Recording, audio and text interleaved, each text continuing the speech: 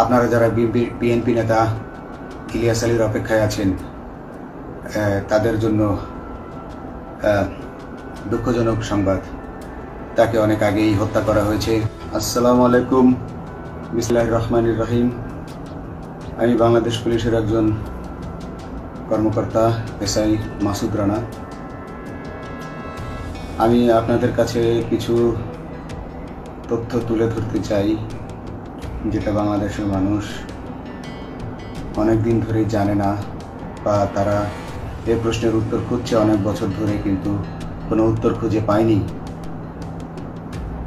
আজকে যাকে সেনাবাহিনী থেকে অব্যাহতি দেওয়া হলো, মেজর জেনারেল জিয়াউল হাসান, যিনি এনটিএমসির প্রধান ছিলেন এবং তিনি র্যাবের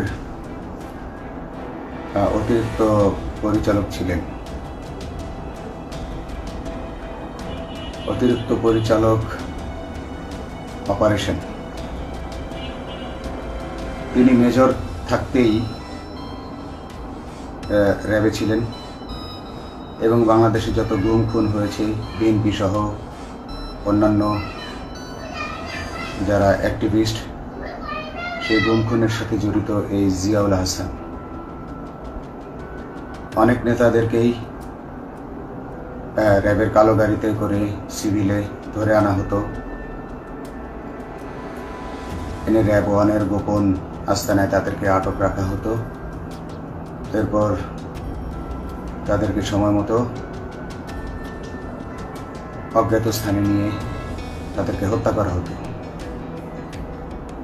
এবং অজ্ঞাত স্থানেই তাদের লাশ হয়তো নদীতে ডুবিয়ে দেওয়া হতো, নয়তো তাদেরকে দাফন করা হতো, নয়তো অ্যাসিডের মাধ্যমে তাদের লাশকে গলিয়ে দেওয়া হতো। আমি 2014 অক্টোবর থেকে 2017 ডিসেম্বর পর্যন্ত র্যাব সদর দপ্তরে কর্মরত ছিলাম। তখন র্যাবের ডিজি ছিলেন বেনজির,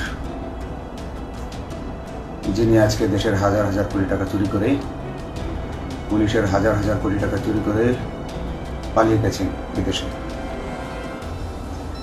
তো আমি দেখেছি অনেক মানুষকে কিভাবে অন্যায়ভাবে গ্রেফতার করে নিয়ে গুম করে রাখা হতো।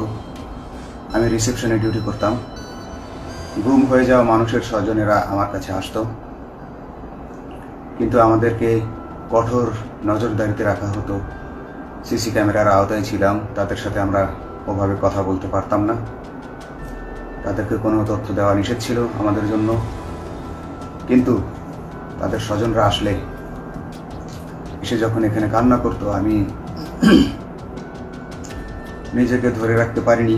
আমি অনেকের স্বজনকেই তাদের স্বজনের গুম হয়ে যাওয়া স্বজনের পরিণতির কথা জানিয়ে দিতাম।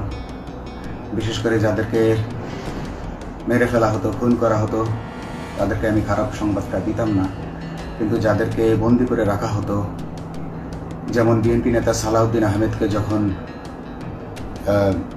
অ্যারেস্ট করে আনা হলো, তিনি অ্যারেস্ট করার সময় ধস্তাধস্তিতে মাথায় আঘাত পেয়েছিলেন।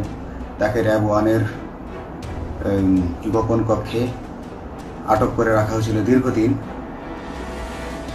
এরপর তাকে এক সময় ভারতে পাচার করে দিয়ে আসা হয়।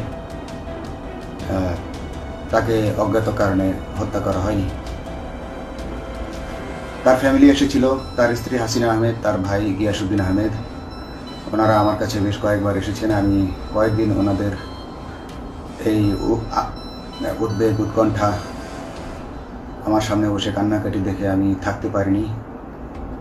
আমি ওনাদেরকে কৌশলে আমার ফোন নাম্বার দিয়ে আমি ওনাদের সাথে দেখা করে ওনাদেরকে জানিয়ে দিই যে সালাউদ্দিন সাহেবকে হত্যা করা হয়নি, উনি জীবিত আছেন এবং ওনাকে হত্যা করার সিদ্ধান্ত নেওয়া হয়নি। এই সিদ্ধান্তগুলো জেনে নিতেন তিনি হচ্ছেন বর্তমানে মেজর জেনারেল জিয়াউল হাসান, যাকে আজকে অব্যাহতি দেওয়া হয়েছে। শুধু অব্যাহতি যদি দেওয়া হয়, তাকে যদি বিচারের মুখোমুখি করা না হয়, তাহলে এই আন্দোলনের, এই স্বাধীনতার কোনো মূল্য থাকবে না। আমি আজকে আর কাউকে ভয় পাই না। আমি আজকে বিশ্বাস করি যে আজকে আমাকে এই সত্য বলার জন্য কেউ গুম করে দিতে পারবে না, এই সত্য বলার জন্য কেউ আমাকে অ্যারেস্ট করবে না, সেই কারণে আমি বুকে সাহস নিয়ে আজকে কথাগুলো বলছি। আপনারা যারা বিএনপি নেতা ইলিয়াস আলীর অপেক্ষায় আছেন, তাদের জন্য দুঃখজনক সংবাদ। তাকে অনেক আগেই হত্যা করা হয়েছে। তাকে পতেঙ্গা সমুদ্র সৈকত দিয়ে কড়া পাহারায় সাগরের মাঝখানে নিয়ে স্পিড বোটের মাধ্যমে মুখে পলিথিন পেঁচিয়ে হত্যা করে, তার পেট ছুরি দিয়ে ছিদ্র করে, তাকে পাথর দিয়ে বেঁধে সাগরে ডুবিয়ে দেওয়া হয়েছে।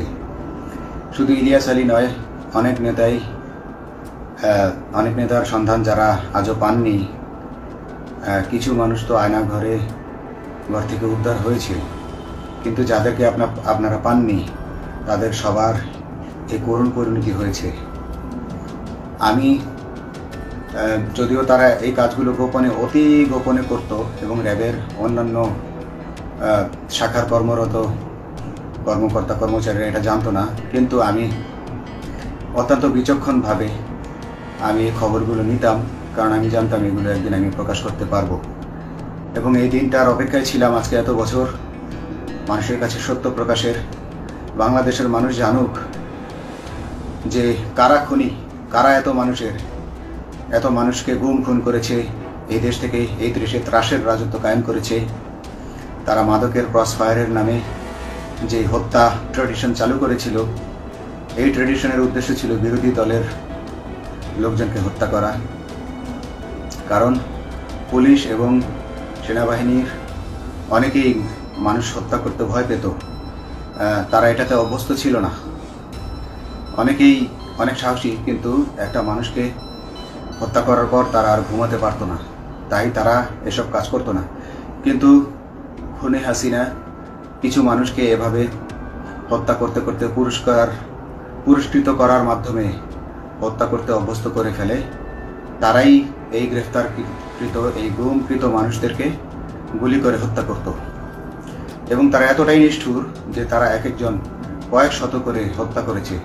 এবং এই মানুষগুলোর সংখ্যা বেশি নয়, কারণ সবাই লাশ দেখতে পারে না।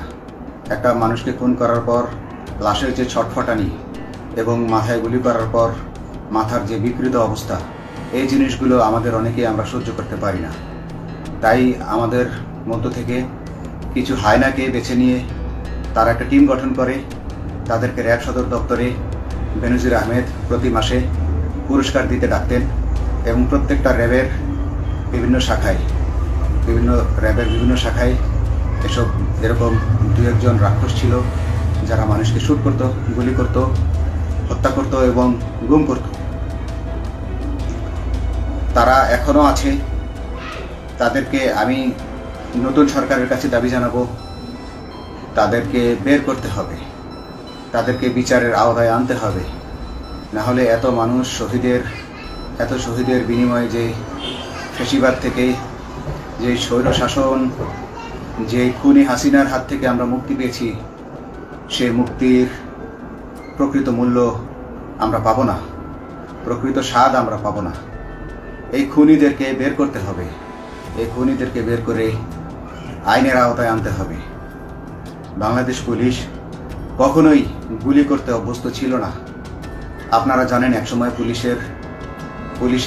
যে গুলি করতো না, এটা নিয়ে অনেক ব্যঙ্গচিত্র ছাপা হতো পত্রিকাগুলোতে, যে গুলি না করতে গুলি খেলনার বন্দুকে পরিণত হয়েছে।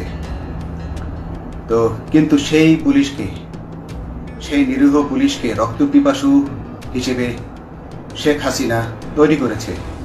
তবে সবাই নয়, কিছু কিছু মানুষ আপনারা দেখেছেন এবং এই আন্দোলনের ভিডিও ফুটেজ দেখলেও দেখবেন যে কয়েক শত পুলিশের মধ্যে কেবলমাত্র কয়েকজনই জনতার দিকে গুলি ছুড়ছে। তো আপনারা ঢালাওভাবে পুলিশকে আপনাদের আক্রমণের নিশানা বানাবেন না। নতুন সরকার অবশ্যই এর বিচার করবে। আমি আশাবাদী নতুন সরকারের কাছে। তারা যদি আমার কাছে কোনো তথ্য চায়, আমি তথ্য দেব ইনশাল্লাহ। এবং এই খুনিদেরকে এই রাক্ষসদেরকে বের করতে হবে। প্রতিটি গুমের, প্রতিটি হত্যার সুষ্ঠু তদন্ত করলে এগুলো বের হয়ে আসবে বলে আমি আশা করি, এবং আমি চাই এরা ধরা পড়ুক, এদের বিচার হোক।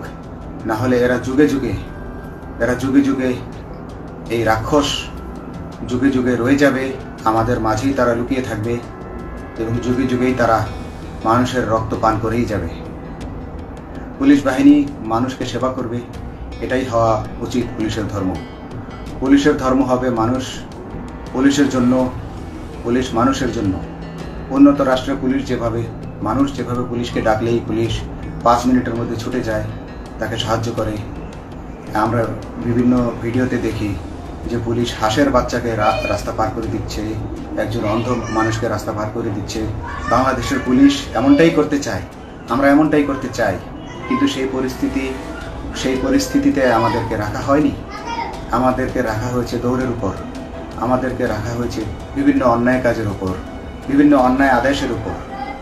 কেউ যারা মেনেছে তারা ভালো ভালো জায়গায় পোস্টিং নিয়ে থেকেছে, যারা মানেনি তাদেরকে খারাপ জায়গায় পোস্টিং দেওয়া হয়েছে, কারো চাকরি হারিয়েছে, কাউকে সাসপেন্ড করে রাখা হয়েছে। আমি নিজেও একজন এমন বৈষম্যের শিকার, অন্যায় মিথ্যা মামলার শিকার হয়ে আমি নিজেও বর্তমানে সাসপেনশন অবস্থায় আছি, এবং এই সাসপেনশন অবস্থায় থেকে আমি আল্লাহর কাছে শুকরিয়া জানাই, কারণ এই সাসপেনশন থাকার কারণে আমি ছাত্র জনতার আন্দোলনের সাথে সংযুক্ত হতে পেরেছি। আমি সবসময় আল্লাহর কাছে দোয়া করেছি যে আল্লাহ, তুমি আমাকে মুজাহিদ হিসেবে কবুল করো, আমাকে জিহাদ করার তৌফিক দান করো এবং আমাকে শহীদী মৃত্যু দান করো। এবং আল্লাহ আমার দোয়া কবুল করেছেন। আমি ছাত্র জনতার সাথে এই জিহাদে অংশগ্রহণ করেছি, ছাত্র জনতা সফল হয়েছে। আমি গর্বিত আমি এই আন্দোলনে একজন পুলিশ অফিসার হয়েও আমি অংশগ্রহণ করতে পেরেছি। তো যাই হোক, আমি চাইব যে বাংলাদেশ পুলিশের, র্যাবের যে সকল কর্মকর্তা অগণিত মানুষের গুম খুনের সাথে জড়িত ছিল তাদেরকে ধরা হোক, তাদেরকে আইনের আওতায় আনা হোক। আমাদের মতো অনেক অফিসার আছি যারা এসব কুকর্মের সাক্ষী, আমরা সাক্ষ্য দেব। আমরা এখন আর ভয় পাই না। আমরা আসলে যে ভয় পেয়েছি তা নয়, আমাদের বাহিনীতে টিকে থাকাটা জরুরি ছিল। জনগণের স্বার্থেই আমাদের বাহিনীতে থাকা জরুরি ছিল, কারণ আমরা যদি বাহিনী থেকে আউট হয়ে যেতাম তাহলে এসব তথ্য আমরা জানতে পারতাম না এবং জনতার কাছে পৌঁছাতে পারতাম না। জনতার কথা বলতে হলে, জনতার সাথে থাকতে হলে আমি পজিশনেও থাকতে হবে। এই জন্য অনেক কিছুই প্রকাশ করিনি, কারণ আপনারা ভালো মতোই জানেন যে অনেক সেনাবাহিনীর মেজরকেও গুম করে দেওয়া হয়েছে যারা মুখ খুলেছে। আমি তো একজন সামান্য সাব ইন্সপেক্টর, আমাকে গুম করে দেওয়া তাদের 1 সেকেন্ডের ব্যাপার ছিল।